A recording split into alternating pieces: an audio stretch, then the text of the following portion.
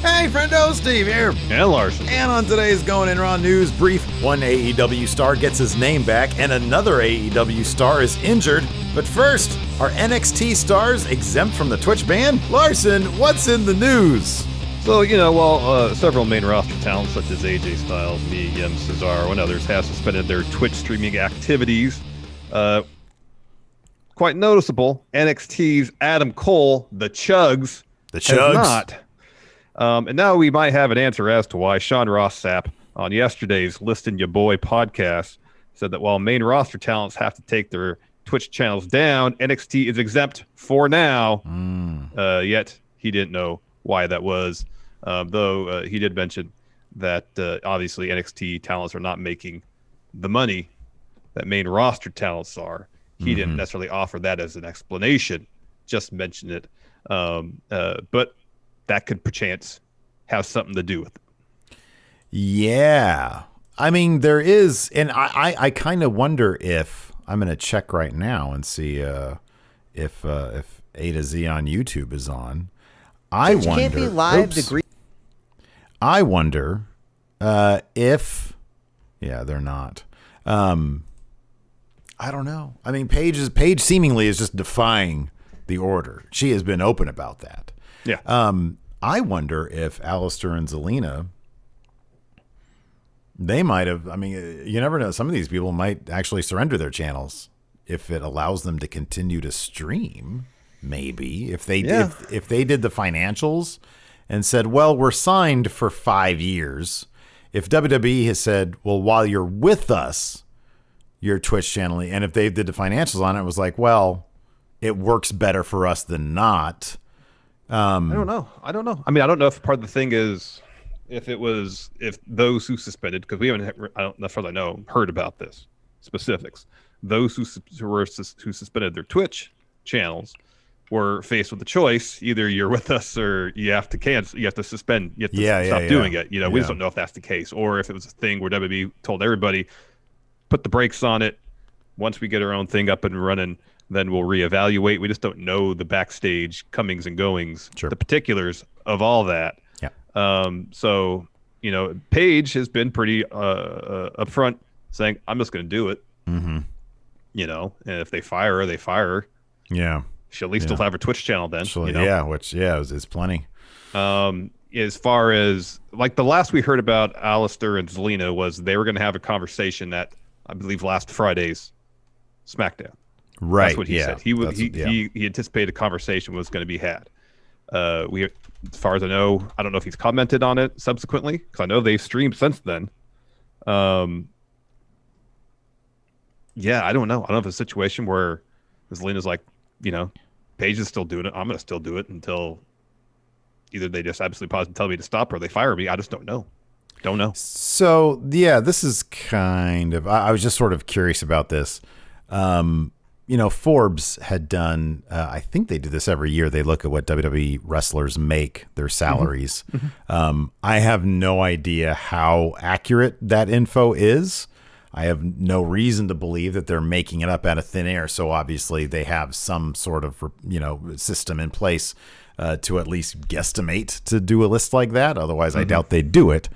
This article here seems to be from last year, about a year ago, and it claims that Paige gets a basic annual pay of $200,000.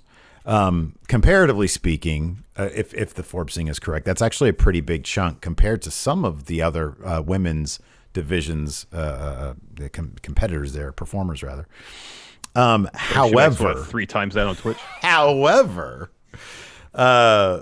last I checked, I believe she was, God, I forget if it was closer to 10 or closer to 15,000 subs. The number 15 sticks in my head. Okay, if you're correct about that. Even if, and they're not, by the way, even if these were all tier 1 subs in which you get $2.50. We're talking about the bare minimum.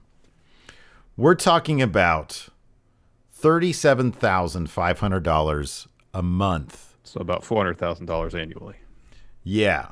$450. Now that is assuming, and that's not including ads. It's not including cheers, bits, which is the same thing. It's not including, I don't know if she has a straight up donation link on there. Yeah. She has, and that's only in tier 1 subs. Mm-hmm. If you even multiply that and say some of her remaining subs are tier 2 subs or tier 3, let's just add another, I don't know, 15%. All right. $517,000 a year. Mm-hmm. She could easily afford, and I mean, WWE might sue her for breach. Maybe they could try that, in which case you're going to court. And I mean, that's a big public dust up right there. It is. The downside of that is WWE loses that case. That sets precedent. If they lose that case in court, that their contracts can't be enforceable, for example, in terms of keeping talents from streaming. Mm-hmm. I mean, if that gets tossed out, they got to ask themselves. That's open season for everybody to start streaming. So they have to ask whether they're going to run the risk of taking anybody to court and having the judgment go against them. Yeah. Now she is a singular case. Not very many people. I think she is clearly far and away the highest earning Twitch WWE star, and I don't even think it's probably close. Mm-hmm. She is a unique personality. Again, we've asked ourselves, why the hell wouldn't WWE use her on TV even in a general manager way? I know. But that being said, it's always good to aspire to things. If all of a sudden Mia Yim got out of her Reckoning character and blew up, she could potentially get into that land. It's always possible. Mm-hmm. It's good to aim high. The same goes for any of those WWE stars. So there is that interesting difference between that and NXT, that NXT stars are apparently exempt from it. I don't know. Maybe it's the pay thing. I don't know what it is. Yeah, again, Sean didn't, he said, I don't know what it is. Sean. He didn't know what it is, but it could very well be that their downside are drastically lower than those on the main roster. That could be it. It could not. It could just be Triple H. Like maybe Vince just looks the other way with NXT, and Triple H like, just do whatever, keep on doing it. Yeah. Maybe he actually sees that it could benefit the brand. Even NXT has trouble reaching out to the 18 to 49 demo. Mm-hmm. And if you have talents who are successful on a platform that appeals to that demo, it makes all the sense in the world to allow those talents to participate on that platform. Yep. Yeah. So, anyways, that's interesting. Also interesting. Cody Effin gets to be Cody Effin Rhodes again. He got his name back. As revealed during a post-Dynamite promo, Cody got his last name back. Apparently, he is free to use the name Cody Rhodes after WWE stopped pursuing the trademark for it. But during today's pre-Full Gear media call, Cody let it be known that we shouldn't expect Cody Rhodes to set foot in a wrestling ring. These transcripts come to you from from Wrestling Inc. I'm so used to saying Fightful. Sean Rossap. Cody Effin Rhodes said this: I'm very happy about being Cody Rhodes again. The details of it all aren't important, other than it was a very positive, no hard feelings on either side type scenario. I will say, though, it's not something I probably will use in the wrestling space. I've gotten very used to the American Nightmare Cody. I like how Justin Roberts says it. I just like it. I've liked it for some time. Where I'm most excited about Cody Rhodes being available again is when he comes to third-party ventures and things like the Go Big Show, that I just took part in. The show that I was part of coming to TBS and other projects like that, only because in our wrestling bubble that we're all in, we're all a family, all of us, everyone kind of knows the saga of Cody Effin Rhodes. Yeah. It's like, dude, just use the goddamn name. I do wonder if the details is what we do want to know, Larson. That's the thing about I Cody. agree because if the details are, you could have it, but just not when you're in the wrestling ring. That's kind of something. I wonder if it's this. The details are this. You can use it, just not in the wrestling ring, and you can't tell anybody that you can't, that that it's because he can't use it in the wrestle ring, but other places. It could be. That could be it. Yep, maybe. That could be it. That could be it. Pure speculation on my part. I can't say anything. No inside sources. No information. It's either that or Cody just has.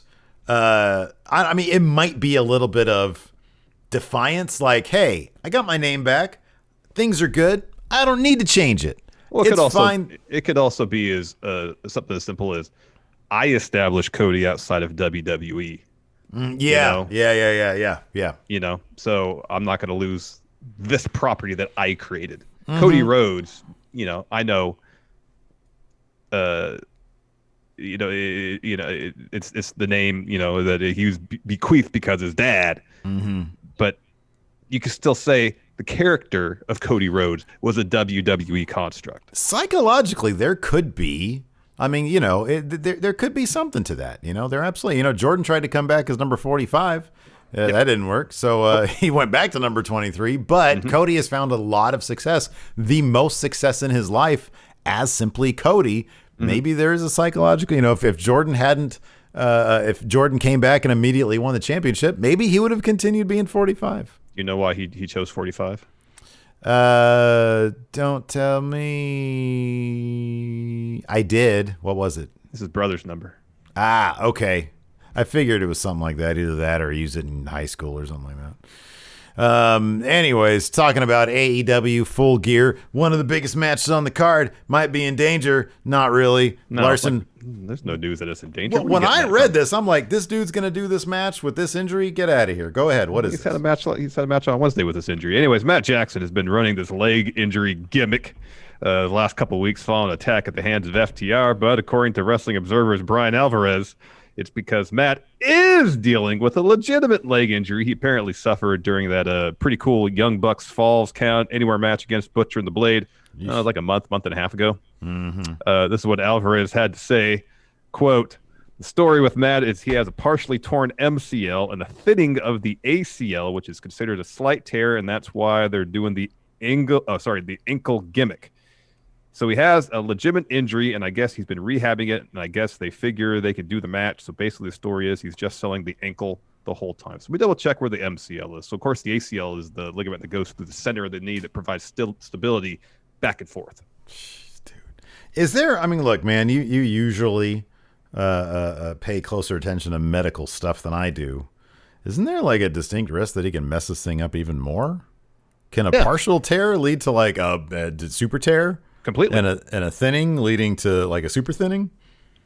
Well, I mean, the way Alvarez put it, the thinning could be considered a partial tear. So why would he? I mean, the match, he had like a 20-minute match against Private Party. So the MCL is the ligament on the inside of the knee. So you have the one run through the center of the ACL. Yeah. You have the one on the outside, the outside of your knee. I forget what that one's called. Inside is the MCL. Yeah. I'm trying to remember which one did Seth Rollins. Seth Rollins had a partial tear. Was it the MCL and didn't take any time off? Yeesh. Was it the MCL? All right. So I guess it was the MCL. All right. So remember when Joe put him in the coquina clutch? Oh yeah. He tweaked his knee. He tore his MCL. So I guess from a wrestling perspective, that probably is not the primary issue. I would think it'd be the ACL would be the issue because if you mess that up, that's surgery. Yeah, and that's being out for 6 to 8 months. All right. Well, hopefully he takes good care of it during his match at Full Gear. We're going to be doing our live reactions to it, so hopefully you'll join us for that come Saturday.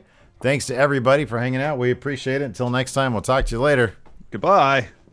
Be a part of the best pro wrestling podcast today at patreon.com/Steven Larson. Enjoy tons of bonus videos, including patron-only live shows, gameplay, and vintage 10 for the wins, access to podcast question threads, the Friendo Care Package, and so much more. Support Going In Raw today at patreon.com/Steven Larson.